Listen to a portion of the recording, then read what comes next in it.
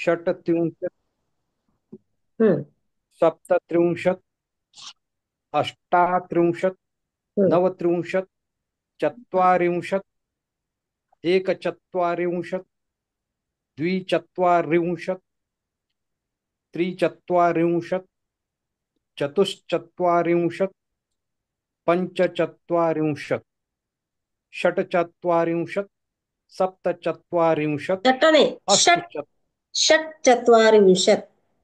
षट् चत षट्चत्वारिंशत्, हम्म सप्तचत्वारिंशत्, हम्म अष्टचत्वारिंशत्, हम्म नवचत्वारिंशत्, पंचाशत्. बरोबर मग आहे. एक पंचाशत, द्विपंचाशत असं असाच पाहिजे. हा हा हा. पुढे तसंच. पुढे आहे आणखीन 100 पर्यंत संख्या. बरं. हा. आता हे अभ्यास दिलेला आहे तुम्हाला. हे अभ्यास घरी करायचा. इक्षते, इक्षेते, इक्षन्ते, शांती. वंदते, वंदेते, वंदते वंदते वंदन्ते, वंदन्ते, है ना. यतते यतते, यतेते यतेते, यतन्ते. यतन्ते, हा. याप्रमाणे हे शंकते. तुम्हाला हा गृहपाठ. आता हे आपण काल प्रॅक्टिस घेतल्यामुळे हे सगळे धातू येतील ना आता. हम्म. हा. त्यामुळे हा गृहपाठ घरी करायचा, म्हणजे जेणेकरून तुमची प्रॅक्टिस होईल. पुन्हा बहुवचन पण तसाच बदल करून आहे तुम्हाला गृहपाठ. बालकः इक्षते, बालकाः इक्षन्ते. बालकाः हा. इच्छन्ति. योधः युध्यते, योद्धाः योद्धाः योधाः हा युद्धन्ते. इथे योद्धा पाहिजे होते. युद्ध योधः झालं ना तिथे. योद्धाः युध्यते, योद्धाः योद्धाः युध्यन्ते. युध्यन्ते. देवः त्रायते, देवाः त्रायन्ते. देवाः त्रायन्ते. हा. याप्रमाणे हे पुढचे सगळे तुम्हाला बहुवचन मध्ये करायचं आहे. सस्यं हा. वर्धते. सस्यानि. चौकटीत दिलेल्या धातूंपासून वाक्य तयार करा. आता इथे तुम्हाला हम्म. कर्ता दिलेला आहे. त्वम, अहम, वयम, सह, हरी, ते, यूयम, अहम, वयम. आता तुम्हाला हे हम्म. धातू चालवायचे त्याच्यामध्ये. वंद, भाष, श्लाघ. हम्म ते करता ज्या हा. पुरुषचा आहे त्या हिशोबाने. हा. त्वम मध्यम पुरुषचा करता आहे. अहम उत्तम पुरुषचा करता आहे. वयम सुद्धा उत्तम पुरुषचा करता आहे. सह प्रथम पुरुषचा करता आहे. है प्रथम ना. पुरुष. हा. हरी सुद्धा प्रथम पुरुषचा करता आहे. मग हे सगळे कर्ते ओळखून हे या क्रियापदांचा जो आहे त्यानुसार तुम्हाला याचे वाक्य तयार करायची आहे. हम्म. त्यानंतर पुढे वन. परस्मैपदी क्रियापदांचे समानार्थी कोष्टकात दिलेल्या आत्मनेपदी धातूंची रूप लिहा. आता हे इथे सुद्धा वदती आणि कंसात दिलाय भाष. भाषते. भाषते. भाषते. हा. भाषते. तर भाष धातूचा उपयोग करायचा आहे. याप्रमाणे नमती आहे ना त्याचं. भाषते. वंद, वंदते. तर त्याप्रमाणे हे हम्म. कंसातले जे आहे त्याचा तुम्हाला इथे वापर करून लिहायचा आहे. वद हम्म वदसी भाससे. हम्म वदामः भासामहे. हा. त्याप्रमाणे तुम्हाला त्या त्या काळामध्ये आणि त्या त्या मध्यम पुरुष, उत्तम पुरुष तुम्हाला तिथे लिहायचं आहे. पश्यति. पश्यति. ईक्षते. हा. आता व्यावहारिक शब्द हा तुमच्यापैकी कोण हम्म. असते आता. हा. सीताराम महोदय पठतु.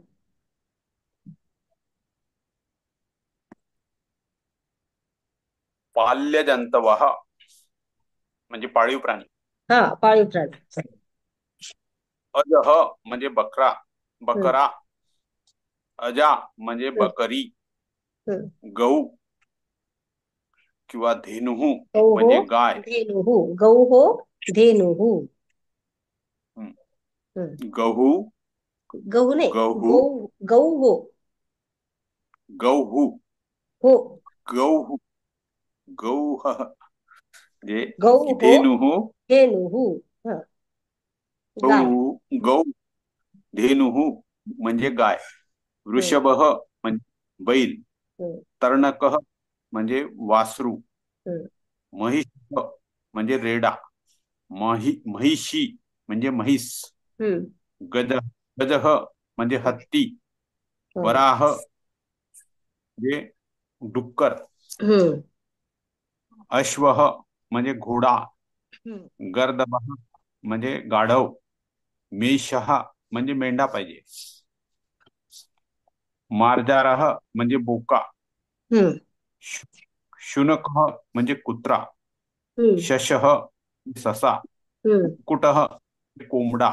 हम्म कुक्कुट म्हणजे कोंबडी. कादंबः म्हणजे बदक. शुकः म्हणजे पोपट. मूषकः म्हणजे उंदीर. पारावतः किंवा कपोतः म्हणजे कबूतर. हम्म चटकः म्हणजे चिमणा. हम्म काक म्हणजे कावळा. हा आणि पीकः म्हणजे कोकिळ. हा बरोबर आहे. हम्म. हा पुढे प्रहेलिका आहे. हम्म. कोण असते प्रहेलिका? विष्णू महोदय पठतु.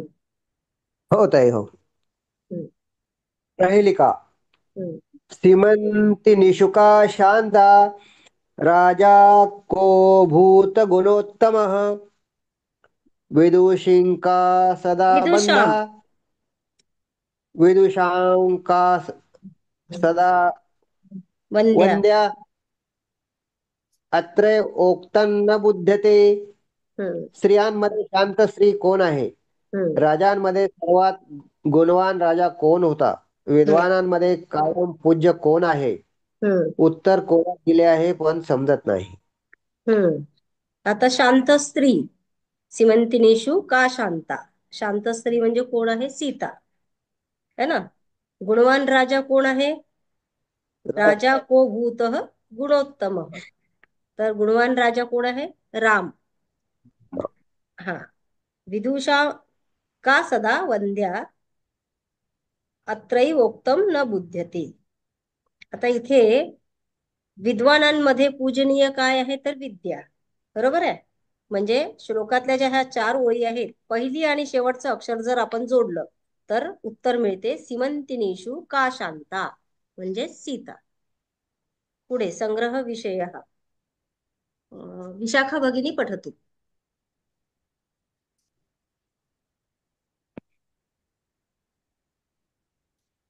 अस्ति वा विशाखा भगिनी?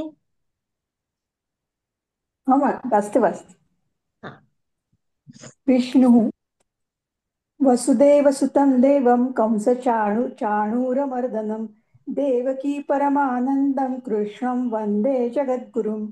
हम्म वसुदेवाचा पुत्र कंस आणि चाणूर नावाच्या राक्षसांचा वध करणारा, देवकीला परमानंद देणारा अशा या जगद्गुरु भगवान श्रीकृष्णाला मी नमस्कार करते. हम्म पुढचा श्लोक. शुक्लांबरधरं विष्णुं शशिवर्णं चतुर्भुजं प्रसन्नवदनं ध्यायेत् सर्व विघ्नोपशांतये. पांढरा शुभ्र वस्त्रे धारण केलेल्या, चंद्राच्या सारखे प्रकाशमान 4 हात असणाऱ्या, अत्यंत प्रसन्नमुख असणाऱ्या भगवान विष्णूचे सर्व संकटांचा नाश करणाऱ्यांसाठी ध्यान करायला हवे. संस्कृत वाङ्मय परिचय. वाचू मी? हो. मुख्य पुराणे 18 आहेत. काही उपपुराणे सुद्धा आहेत. 18 मुख्य पुराणे.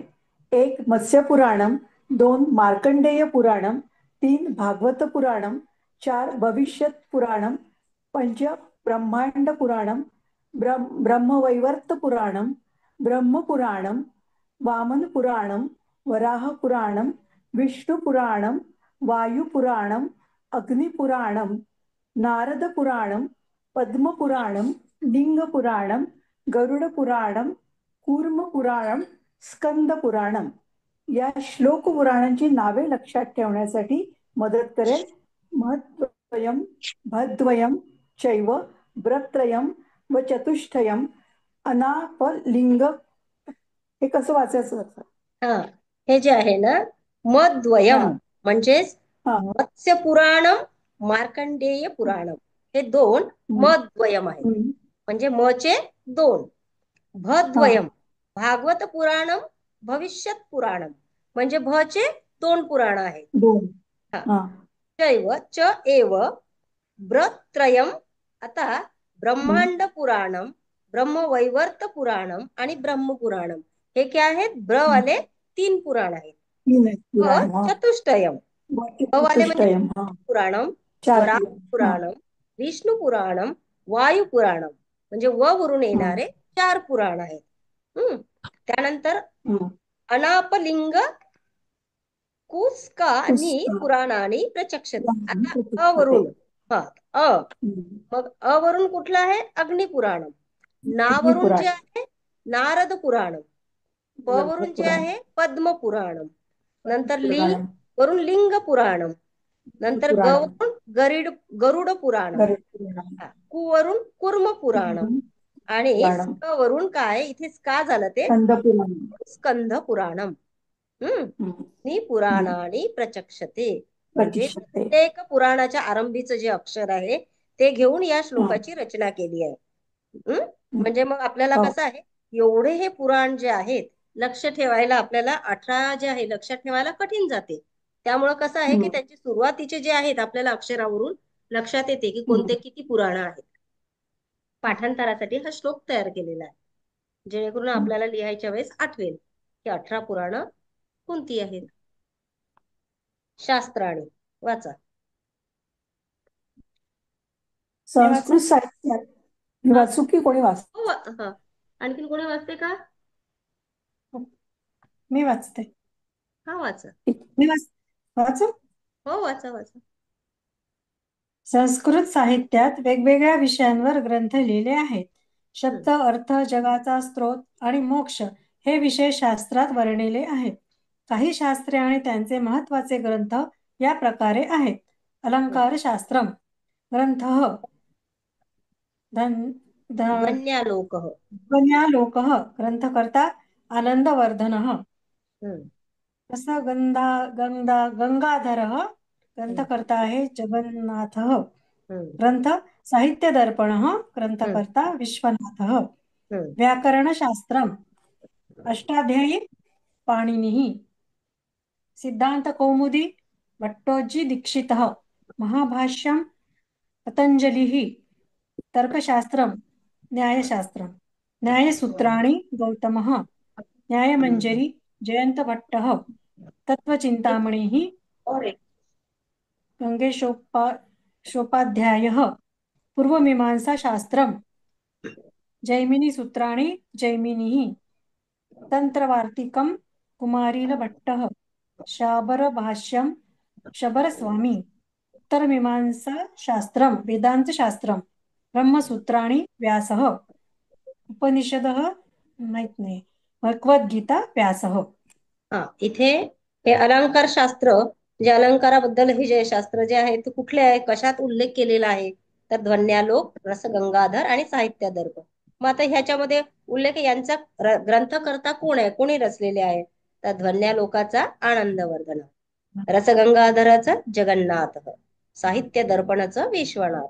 त्याचप्रमाणे व्याकरणशास्त्र कोणी कोणी रचलेला आहे, तर अष्टाध्यायी हा ग्रंथ जो आहे हा पाणिनीने रचलेला आहे. सिद्धांत कौमुदी जो आहे हा भटोजी दीक्षितांनी लिहिलेला आहे. महाभाष्यम हा पतंजलींचा आहे. असंच तर्कशास्त्र म्हणजे जे न्यायशास्त्र आहे, न्यायसूत्राणी गौतमांनी लिहिलं आहे. न्यायमंजिरी हा जयंत भट्टांनी आहे. त्यानंतर तत्वचिंतामणी हा गंगेशोपाध्यायांनी लिहिलेला आहे. मग पूर्वमीमांसा शास्त्रम जे आहे त्यामध्ये जैमिनी सूत्राणी ही जैमिनींनी लिहिलेली आहे, रचलेली आहे. तंत्रवार्तिकम कुमारिल भट्टांनी. शाबर भाष्यम शबरस्वामींनी. आता हे उत्तर मीमांसा शास्त्र म्हणजे वेदांत शास्त्र, ब्रह्मसूत्राणी व्यासांनी लिहिलेली आहे. उपनिषद त्यांच्याबद्दल काही म्हणजे चर्चा आहे की यांनी त्यांनी, पण असं निश्चित असं नाही. भगवद्गीता व्यासांनी. पुढे कथा आहे. कोण वाचते? महोदया, मला तुम्ही दिसत नाहीये. अच्छा, मी व्हिडिओ बंद केलेला होता. ऑन करायचं राहून. बरं वाटतं. ठीक आहे. कथा कोण वाचतंय? वाचा. आता ज्यांनी वाचलं असेल ना ते सोडून दुसऱ्यांनी वाचायचं. प्रत्येकाची प्रॅक्टिस होते. वाचा वाचा. मी वाचू? हो वाचा. कथा. मूळ जंबुकाहा. जंबूक हा नाहीये, जंबूक. जंबूक अस्ति. जंबूक. सह एकदा आहारस्य वडे भ्रमति एकत्र सह द्राक्षलता पश्यति लतायाम अनेकानि द्राक्षफलानि सन्ति तानि पक्वानि जम्बुकाः चिन्तयति. बरोबर आहे चिंतयति. महोदय? तुमचा व्हिडिओ हा. चालू करा.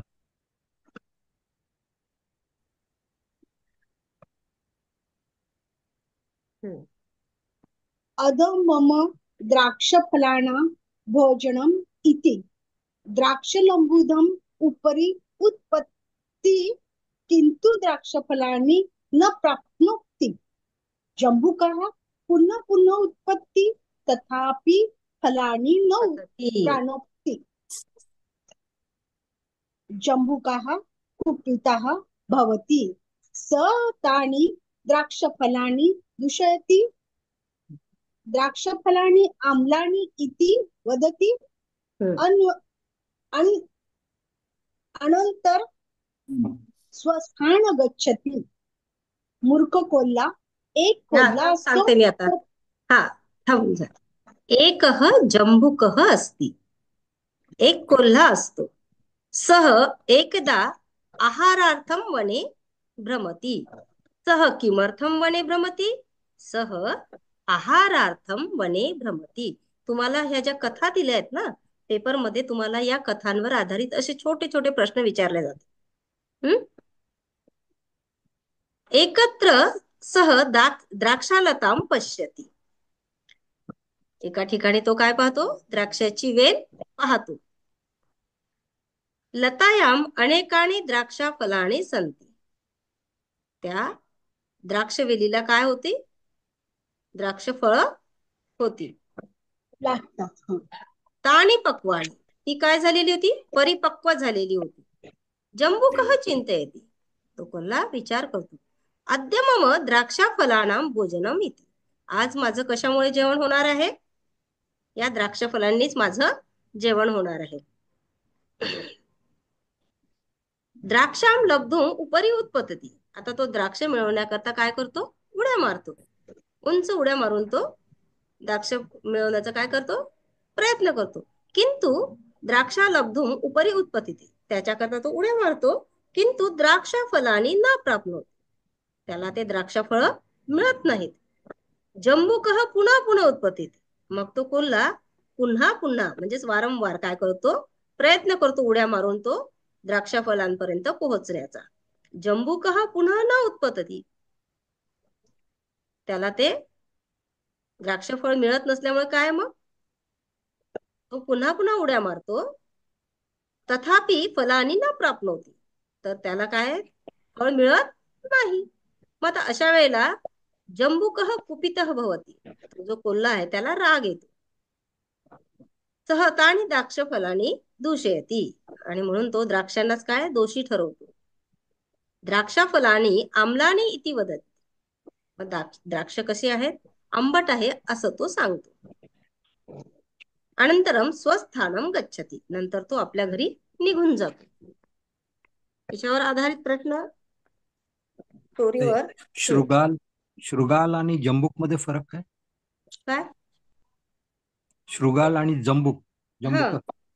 एकच अर्थ एकच आहे. आपल्या संस्कृत मध्ये खूप शब्द आहे एका याला. अच्छा.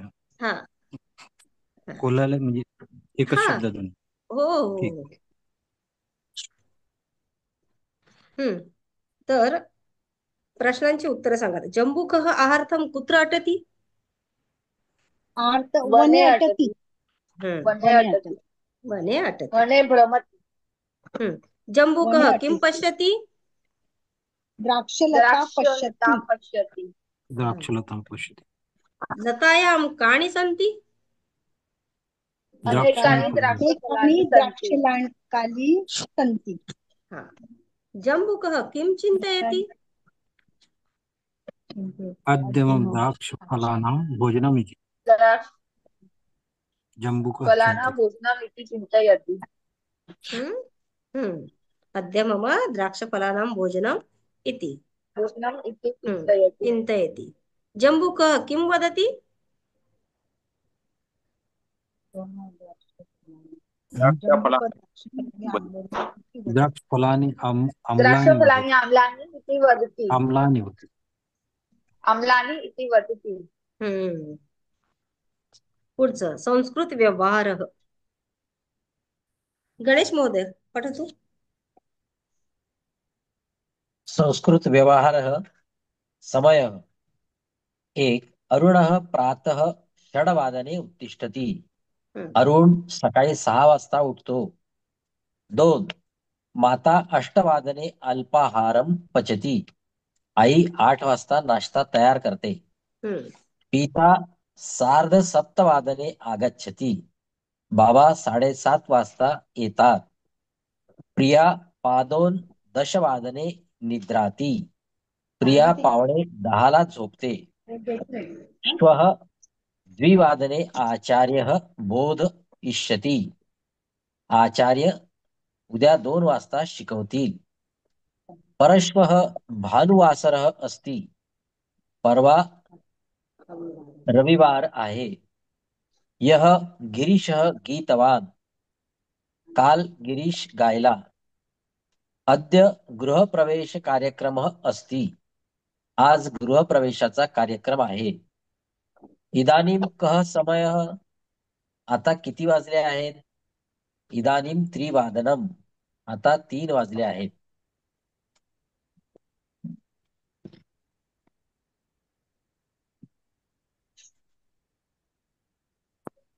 पुढे वर दिलेल्या वाचायचं का. हा, वर वाचा. दिलेल्या वाक्यात वेळ दाखविणाऱ्या शब्दांचा उपयोग केला आहे. आता तुम्ही या शब्दांचा प्रयोग करणे शिका. वेळ दर्शवण्यासाठी वादनम या शब्दाचा उपयोग केला जातो.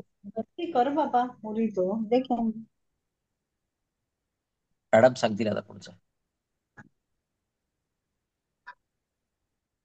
पार्वती प्लीज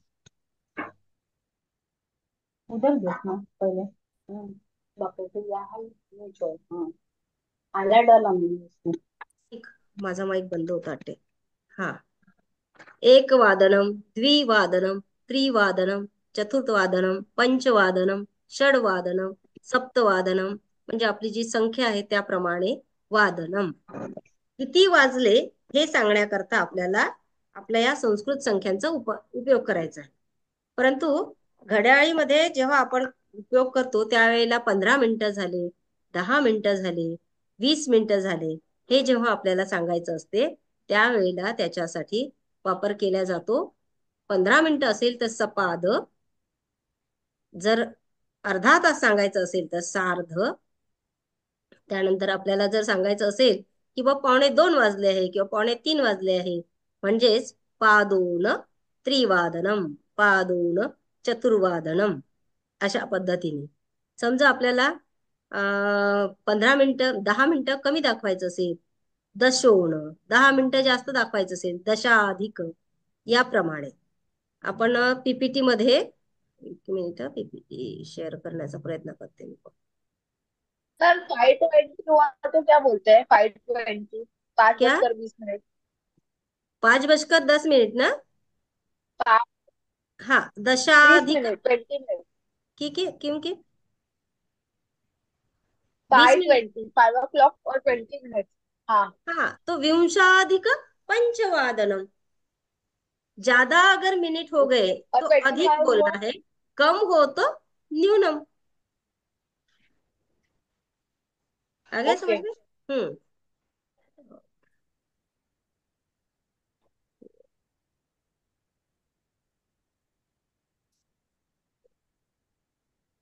घड्याळ याच्यामध्ये आहे का पाहू द्या मला. नाही तर उद्या स्पेशली घड्याळ घेऊया आपण. ठीक आहे. शेअर करण्यात वेळ घालवण्यापेक्षा आपण हे पुढचं घेऊया आणि स्पेशली घड्याळीचं जे आहे मग तुम्हाला चालू घड्याळ आकडे बरोबर सरकवून घड्याळीचं घेऊन घेते. चालेल पुढचं घ्या. वाचा पुढचं.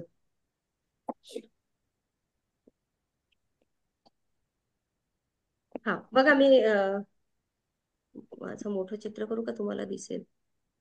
नाही काय होते करावं लागेल.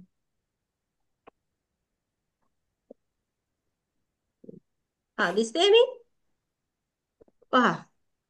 अद्य करा.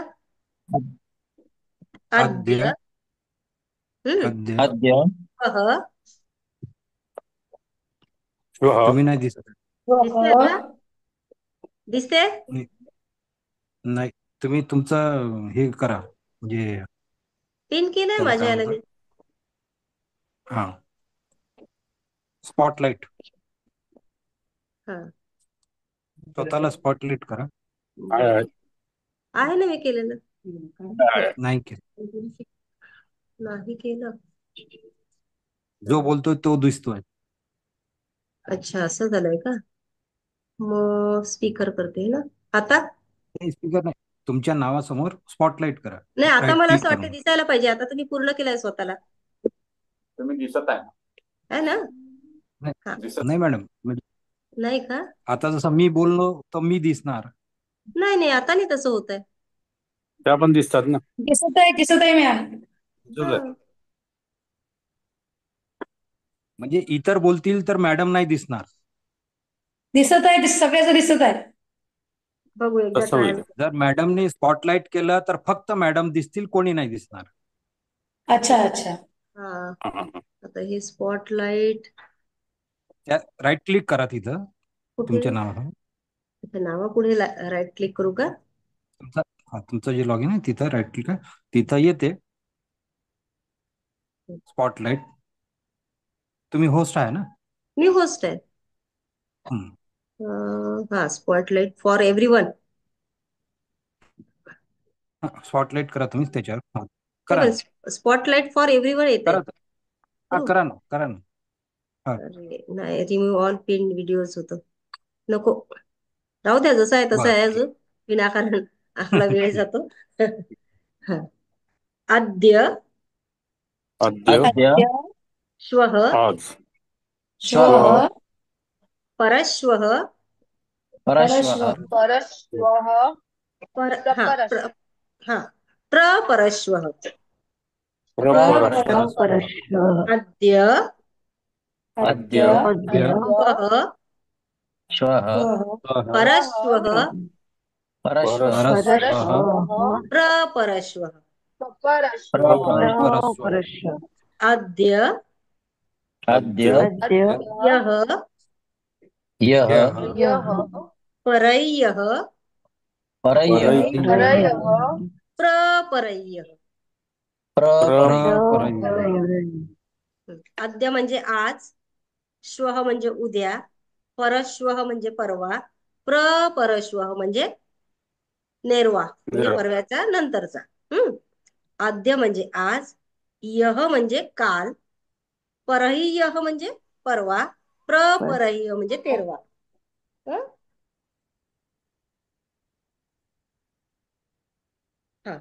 अद्य शुक्रवासरः. अद्य शुक्रवासरः. श्वः शनिवासरः. अद्य शुक्रवासरः. अरे पुन्हा 10 मिनिटांनी मीटिंग संपते. हा अद्य शुक्रवासरः. श्वः शनिवासरः. परश्वः रविवासरः. प्रपरश्वः सोमवासरः. अद्य शुक्रवासरः. यः गुरुवासरः. परह्यः बुधवासरः. प्रपरह्यः मंगलवासरः. अद्य कः वासरः? अद्य शुक्रवासरः. अद्य शुक्रवासरः. श्वः कः वासरः? शनिवासरः. परश्वः कः वासरः? परश्वः प्रपरश्वः कः वासरः? सोमवासरः. अद्य शुक्रवासरः. यः अद्य कः शुक्रवासरः. वासरः? यः गुरुवासरः. परह्यः कः वासरः? परह्यः बुधवासरः. प्रपरह्यः कः वासरः? मंगळवासरः. मग आता आजचं असं विचार करू आपण की आज शुक्रवार आहे हे सोडून देऊ आता. अद्य सोमवासरः. अद्य सोमवासरः श्वः कः वासरः श्वः मंगलवासरः मंगळवासरः परश्वः कः वासरः बुधवासरः प्रपरश्वः कः वासरः गुरुवासरः परश्वः गुरुवासरः प्रपरश्वः गुरुवासरः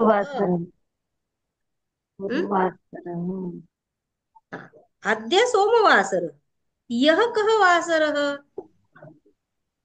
ह्यः रविवासरः रविवासरः परह्यः ह्यः रविवासरः रविवासरः परह्यः कः वासरः परह्यः शनिवासरः शनिवासरः प्रपरह्यः कः वासरः शुक्रवासरः शुक्रवासरः अद्य गुरुवासरः अद्य गुरुवासरः श्वः कः वासरः शुक्रवासरः न शुक्रवासरः पूर्ण वाक्यात द्या. तुम्हाला आपल्याला वारांच्या नावांची प्रॅक्टिस नाही करायची आहे. आपल्याला प्रॅक्टिस हवी आहे अद्य श्व परश्वः प्रपरश्व अद्य ह्यः परह्यः प्रपरह्यः अद्य गुरुवासरः श्वः कः वासरः श्वः शुक्रवासरः परश्वः कः वासरः परश्वः शुक्रवासरः परस्व शनिवासरः परश्वः शनिवासरः प्रपरश्वः कः वासरः प्रपरश्वः रविवासरः अद्य तु गुरुवासरः ह्यः कः वासरः ह्यः ह्यः बुधवासरः बुधवासरः बुधवासरः परह्यः कः वासरः परह्यः मंगलवासरः प्रपरह्यः कः वासरः प्रपरह्यः सोमवासरः स्पष्टमस्ति आता याचप्रमाणे हे झालं आपलं वारांचं. मग पुढे येणारा जो असेल आगामी वर्ष किंवा आपल्याला आगामी रविवार किंवा आगामी सप्ताह असं म्हणायचं असेल तर म्हणजे आगामी म्हणजेच पुढे येणारा. गत म्हणजे येऊन गेलेला. आपण म्हणू शकतो गत मासे, गत वर्षे, गत सप्ताहे. सप्ताह म्हणजे आठवडा, पक्ष म्हणजे पंधरवडा, मासह म्हणजे महिना, वर्षम म्हणजे वर्ष, संवत्सर किंवा वत्सरह म्हणजे वर्ष. आता इथे अभ्यास दिलेला आहे तुम्हाला घड्याळीचा. उद्या आपण हे पीपीटीच्या माध्यमातून घड्याळ पाहू तेव्हा चांगल्या प्रकारे आणखीन अभ्यास होईल. हे भानुवासर आणि रविवासर दोन्ही म्हणता येते का? हा, भानुवासरह म्हणजे रविवासर आणि रविवासर म्हणलं दोन्ही चालतं म्हणलं. हो, दोन्ही दोन्ही. आता तुम्हाला अभ्यास दिलेला आहे हा. एक सुभाषित आहे. हा, विशाखा भगिनी पठतु. न कश्चिदपि जानाति किं कस्य श्वो भविष्यति अतः श्वः करणीयानि कुर्याद्दैव बुद्धिमान्. अर्थ वाचा. उद्या कोणाचे काय होईल हे कोणीच जाणू शकत नाही, म्हणून उद्या करण्यायोग्य कामे बुद्धिमान लोकांनी आजच करावी. आता ही पुढे तुम्हाला स्वाध्याय आहे, अभ्यास घरी करायचा.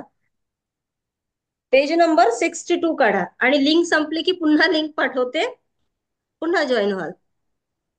आपण हा जो आहे पूर्ण हे वाचन घेऊन घेऊ आणि मग चौथा पाठ जो आहे आपला भूतकाळ सुरू होतो. वाचा भगिनी.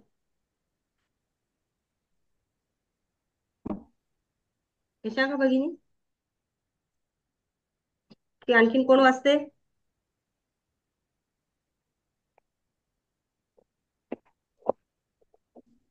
मी वाचू का? विश्वविद्यालय हेच वाचवायचं का?